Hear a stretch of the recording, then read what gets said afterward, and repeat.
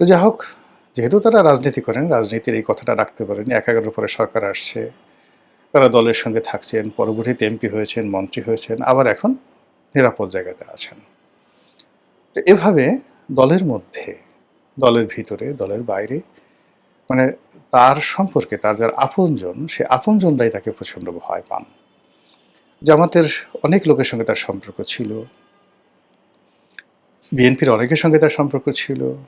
জাতীয় পার্টি মানে তিনি তার ক্রোধের জায়গা থেকে, রাগের জায়গা থেকে, ঘৃণার জায়গা থেকে একজনকে এক চুল ছাড় দেননি।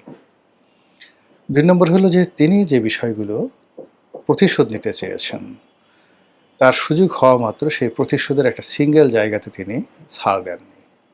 এলো তার বাস্তবতা। এবং তিনি যেটা করতে চেয়েছেন, ভালো হোক মন্দ হোক, তিনি সেটা করেছেন। কাউকে ভালোবাসার দরকার, সে দুনিয়ার যত মানুষ খারাপ বলুক না কেন, তাকে তিনি স্নেহের, যাকে বলে, বন্ধনে আবদ্ধ রেখেছেন। একটা সময় আমাকে খুব স্নেহ করতেন। তা আমাকে স্নেহ করতেন, কিন্তু পুরো আওয়ামী লীগের সবাই, each and everybody was against me. তিনি মাঝে মধ্যে অবাক হয়ে যেতেন যে একটা বাচ্চা ছেলে নতুন এমপি হয়েছে, আওয়ামী লীগের সেই সৈয়দ আশরাফ সাহেব থেকে শুরু করে সবাই দল বেঁধে কেন এই ছেলেটার বিরোধিতা করছে। তিনি আরও আমার প্রতি তার যে স্নেহ, এটা আরও বাড়িয়ে দিলেন। শেষের দিকে যেটা হলো, সালমান সাহেবের সঙ্গে যে ঘটনা, ওটা একটা দুর্ঘটনা ছিল এবং ওটা আমি হ্যান্ডেল করতে পারিনি। আমি জেলে গিয়েছি, ইচ্ছা করলে আমি জেলে অ্যাভয়েড করতে পারতাম, কিন্তু বয়সে তরুণ ছিলাম। তো যার জন্য আমার কাছে মনে হয়েছে জেলে যাওয়া বা একটু ঘাড় টাড়ামি দেখানো। কিন্তু এখন বুঝতে পারি যে প্রধানমন্ত্রী হলেই আসলে সবাইকে সব জিনিস করা যায় না, সবাইকে ফেভার করা যায় না সব সময়টাতে। এখন তারেক রহমান সাহেব প্রধানমন্ত্রী হয়েছেন, তার যখন তিনি প্রধানমন্ত্রী ছিলেন না, তখন তার একটা লিমিটেশন আছে। আবার এখন প্রধানমন্ত্রী হওয়ার পর তার অনেকগুলো লিমিটেশন রয়েছে। ফলে তিনি ইচ্ছা করলেই তার সঙ্গে কারো যে সম্পর্ক, সব সম্পর্ক তিনি ওন করতে পারবেন, সবাইকে ডাকতে পারবেন, সবাইকে অ্যাবজর্ব করতে পারবেন। এটা একেবারে অসম্ভব ব্যাপার। শেখ হাসিনার ক্ষেত্রেও এটা সম্ভব ছিল। ফলে আমার যে তার প্রতি কনসিডারেশন, যে সবসময় তিনি আমাকে রক্ষা করবেন, আমার পক্ষে করবেন, ইত্যাদি, ইত্যাদি, এই জিনিসগুলো আসলে ভুল ছিল। আমি কখনোই তার কাছে যাইনি। আমি চাইতাম যে তিনি আমাকে ডাকবেন।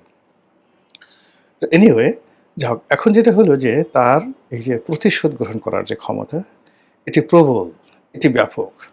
এবং সবচেয়ে বড় ব্যাপার হলো তিনি কোনো অবস্থাতেই কাউকে কোনো উপকার করলে আর কাউকে কোনো বিষয় কারো দ্বারা ক্ষতিগ্রস্ত হলে ওটাও তিনি ভুলেন না। স্বয়ং এরশাদ সাহেব আমাকে একাধিকবার, যখনই এরশাদ সাহেবের সাথে দেখা হতো, উনি বললেন, হাতটা ধরে বলতেন, খুব স্নেহ করতেন, ও রনি, মানে শেখ হাসিনা নাম ধরে বলতেন যে ও এত খোঁটা দেয় কেন, কথায় কথায় আমাকে খোঁটা দেয়, এই আপনাকে এটা দিছি না, এটা দিছি না, কথায় কথায় সবার সামনে, লোকজনের সামনে খোঁটা দেয়।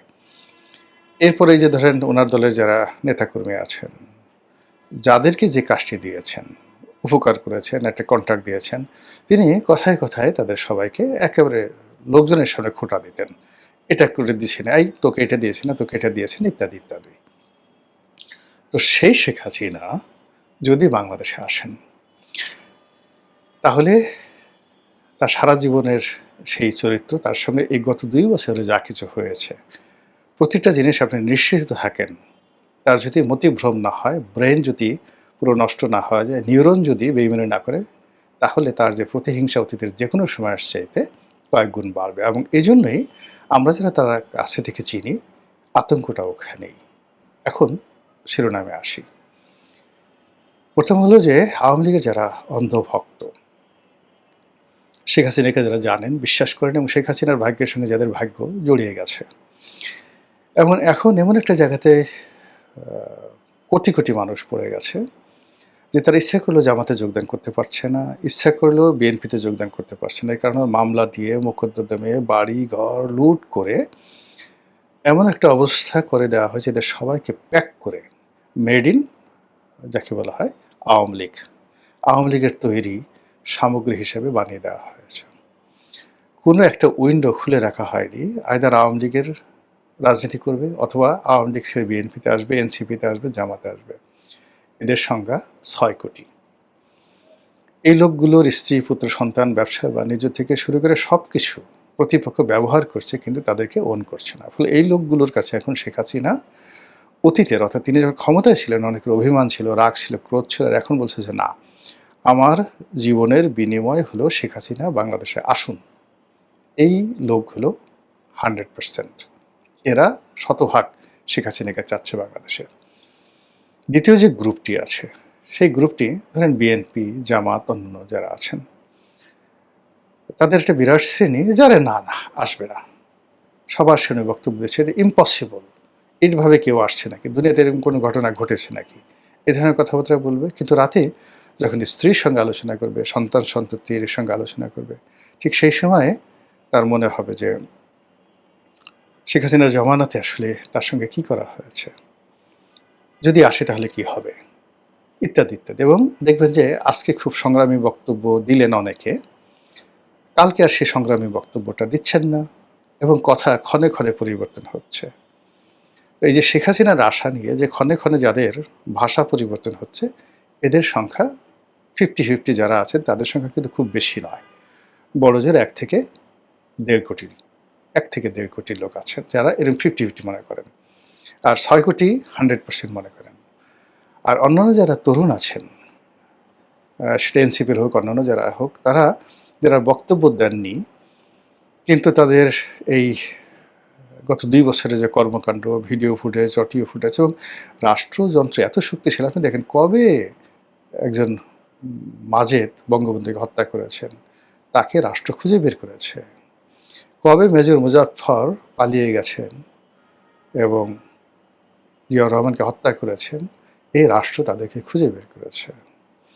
আপনি দেখেন আওয়ামী লীগ জমানাতে যারা সেই অন্যায় করেছে, অবিচার করেছে, দুর্নীতি করেছে, লোপাট করেছে, তাদের এই যে দুদকের মাধ্যমে বলেন, তাদের ফিঙ্গারপ্রিন্ট বলেন, তাদের যে ইভেন শেখ হাসিনার সঙ্গে তিনি হেলিকপ্টারে উঠে, শেখ হাসিনার হেলিকপ্টারে উঠে কাদের সঙ্গে কথা বলেছেন, সেই ভয়েস রেকর্ডগুলো, একদম ভয়েস রেকর্ডগুলো এখন যে ট্রাইব্যুনাল, যুদ্ধাপরাধের জন্য যে ট্রাইব্যুনাল তৈরি করা হয়েছে, ট্রাইব্যুনালের হাতে আছে।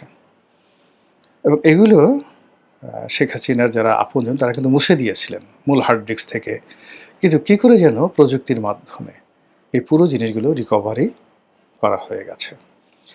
ফলে এই রাষ্ট্রকে তুচ্ছতাচ্ছিল্য করা যাবে না। ভবিষ্যতে যারা আসবে তারা দেখবেন যে এই সরকারে যা করেছে গত 2 বছরে, মানে বিএনপি সরকার এবং ডক্টর ইউনূস সরকার, তার সঙ্গে এই যে আমরা সমাজে যারা বিভিন্ন লোকজন আছি, আমরা যে কাজগুলো করেছি, এগুলো দেখবেন কিভাবে পাই করে আপনার সবাই আদায় করছে। এবং সেই দিক থেকে যেটা হলো যে এই যে এখন দেখেন আপনি প্রশাসন বলেন, মানে গত 2-4টি মাসে বিএনপি যেভাবে ব্যাপক পরিবর্তন করেছে। আবার ধরুন ডক্টর ইউনূস ক্ষমতা আসার সঙ্গে সঙ্গে 15 দিনের মধ্যে জামাত যে কাজগুলো করে ফেলেছে, তো ঠিক সেম কাজ জামাত যদি পারে, বিএনপি যদি পারে, আওয়ামী লীগ আরও কত সুন্দর করে পারতে পারে। ফলে কী হলো, তার যে এই আগমন, আশা, সেই আশা ফিরে আসা, তার সঙ্গে আওয়ামী লীগের সাংগঠনিক ভিত্তি, তার সঙ্গে ভারতের সাথে আওয়ামী লীগের সম্পর্কে পুরো জিনিসগুলো এরকম একটা রসায়ন তৈরি করে ফেলেছে, আপনি ঘুরে ফিরে বারবার শুধু শেখ হাসিনা আসবেন কি আসবেন না, এর বাইরে যেতেও পারছেন না, যাওয়াও যাচ্ছে না। মহান আল্লাহ আমাদের সবাইকে হেদায়েত দান করুন এবং হেফাজত করুন। আসসালামু আলাইকুম রহমতুল্লাহি ওয়া বারাকাতুহু।